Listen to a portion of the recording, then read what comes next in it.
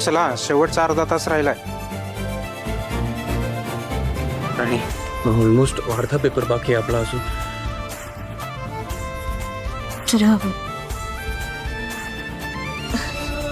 नाही, तुम्ही काळजी करू नका. होईल आपला पेपर पूर्ण. मी सांगते तसं लिहा फक्त तुम्ही. बोल.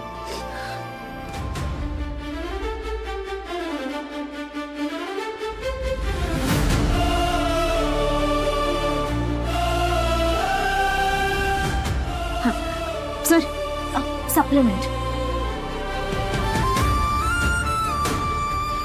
आणि ओकेस ना तू? हो, ठीक आहे. तुम्ही लिहा. बघ.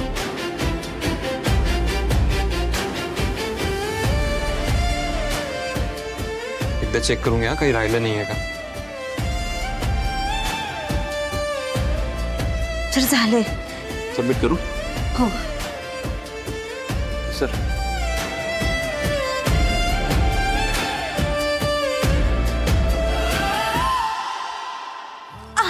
आणि हळू. काय झालं? सावकाश सावकाश.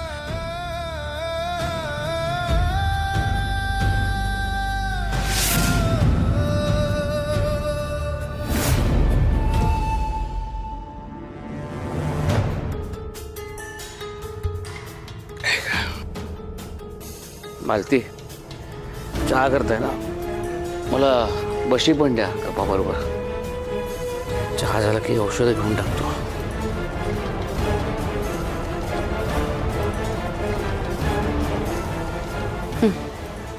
ठीक आहे. बशी कुठे आहे? मी तुम्हाला बशी पण सांगितली होती ना. बशी? हो का? नाही, मी ऐकलं नाही. आणते. द्या.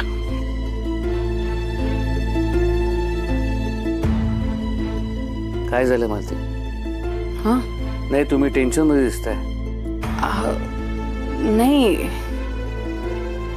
टेन्शन नाही, तसं काही नाही.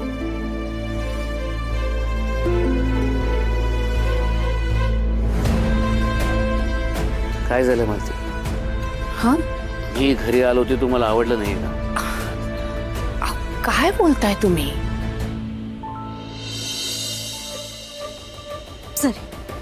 सर ऐका ना, हे बघा, चिडचिड करायची नाही असं ठरलंय ना आपलं. तू मला अजिबात अडवू नकोस आज. सगळ्या लिमिट्स क्रॉस केल्यात आईने. अरे आपल्या माणसांची असं कोणी बिहेव करतं का? आई! सर, आई बाहेर ये! आई एवढा का चिडलाय? शांततेत बोला तुम्ही. आई बाहेर ये! उर्मिला, याला चिडायला काय झालं एवढं? विक्रांत, राणीचा हात कसा मोडला हे तर त्या इंद्राला कळलं नसेल ना. तसं असेल तर चांगलंच आहे. आपल्याला हवं तेच होतं की चांगला ड्रामा बघायला मिळेल. तेही आपण काहीच न करता आता काय, फक्त यांची मज्जा बघायची. चल चल खाली जाऊन मजा बघूया. हो चल. काय झालंय बघायला हवं. ऐका,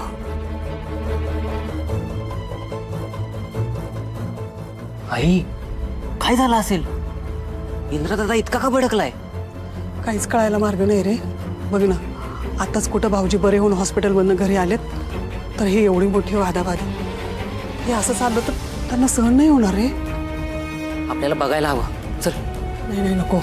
अरे आपण तिथं गेलो ना तर मालतीला असं वाटेल आपण भांडणाची मजा बघायला आलो. नको नको. काही पण आपल्याला आई, हे बघ, आपण जायला हवं. इंद्राला थांबवायला हवं ना. आत्ता कुठे आबांना डिस्चार्ज मिळालाय, केव्हाच त्यांना सहन नाही झाला तर. चला चला निघूया आपण. चल चल लवकर पटकन. काय प्रॉब्लेम आहे तुझा? हा? त्या मुलीने डिरेक्टली इनडायरेक्टली तुला कधी हर्ट केलं नाही, तुझ्याबद्दल कधी वाईट साईड बोलली नाही, तुला कधी उलट बोलली नाहीये. मग तुला एवढा प्रॉब्लेम काय तिचा? काय झालं? मी तुझ्याशी बोलतोय, माझ्या प्रश्नाचं उत्तर दे. जरा तू. आबा, तुम्ही शांत बसा. मला आज माझ्या सगळ्या प्रश्नांची उत्तरं आईकडनं हवी. बोल आई. इंद्रा, इंद्रा शांत हो. काय गोंधळ करतोस? आणि कुठली पद्धत आहे आईशी बोलायची? वरपर्यंत आवाज येतो सगळा. आणि राणीसाठी तू आईशी असा वागणार आहेस? हे बघे, तुझा या सगळ्याशी काही संबंध नाहीये, त्यामुळे तू मध्ये बोलू नकोस. आणि इथे काय सुरू आहे ना याची तुला काही कल्पना नाहीये. जा इथून. बरं ठीक आहे. इंद्रा शांत हो आणि मला सांग ना काय झालंय. का सांगू मी तुला? कोण आहेस तू? मी माझ्या आईशी बोलतोय, आमचं पर्सनल मॅटर आहे. आम्ही काय ते बघून घेऊ, तुम्ही निघा इथून. इंद्रा भाऊजी, तुम्ही आमचं तुमचं करू नका. तुम्ही जरी आम्हाला परख केलं असेल ना तरी आम्ही तुम्हाला आपलं मानतो. आणि काय हो, मालतीयांचा हा असा झालेला अपमान आम्हाला नाही बघवत. हा, तुम्हाला अपमान झालेला बघवत नाहीये ना? म्हणजे त्या लोकांना अपमान बघवत नाहीये ज्यांनी माझ्या आई आबांचा इन्सल्ट करायचा एक चान्स नाही सोडला. त्यांना स्वतःच्याच घरात नोकरासारखं वागवलं आणि यांना बघवत नाही यार. हे बघा, तुमची ही नाटकी तुमच्याजवळ ठेवा. तुम्हाला एंटरटेन करण्यात मला काही इंटरेस्ट नाहीये. तुम्ही निघा इथून. इंद्रा तू बास झालं. आपण शांतपणे बोलूया का? काय झालं ते स्पष्टपणे बोल. हो सांगतो ना. आपल्या मातोश्रींनी खूप मोठा पराक्रम केलाय आबा. राणीला पेपर लिहिता येऊ नये म्हणून आईने तिच्या मागावर गुंड पाठवले. त्या गुंडांनी ही अवस्था केली आहे राणीची. तिच्या हातावर वार केलेत गुंडांनी आबा. आणि हे सगळं मातोश्रींनी का केलं माहितीये? कारण त्यांना नको आहे राणीने लॉयर व्हावं. काय? हो, खूप खालच्या थराला जाऊन वागले आबा. इंद्रा तू काय बोलतोयस हे? तुम्हाला विश्वास बसणार नाही मला माहित होतं, पण सत्य हेच आहे आबा. इंदिरा, तू बोलू नकोस माझ्याशी. मला तुझा चेहरा बघायची सुद्धा इच्छा नाही, कळलं का? किती त्रास देणार होता आपण त्या मुलीला अजून. घड्याळ हरवलं, आपण तिला ब्लेम केलं. फॅक्टरीत ती तिचं काम व्यवस्थित करत होती, आपण तिला तिथून कसं हकलायचं हाच विचार करत राहिलो आहे. तिचं आयुष्य उद्ध्वस्त करण्यासाठी कुठल्या तरी मुलाशी तिचं लग्न लावून द्यायला तयार होतीस तू. बरं, तिला लग्न करून मी घरी घेऊन आलो, तू तिला घरात घ्यायला तयार. सतत तिला त्रास कसा द्यायचा, ह्युमिलेट कसं करायचा हाच विचार करत राहिलीस तू.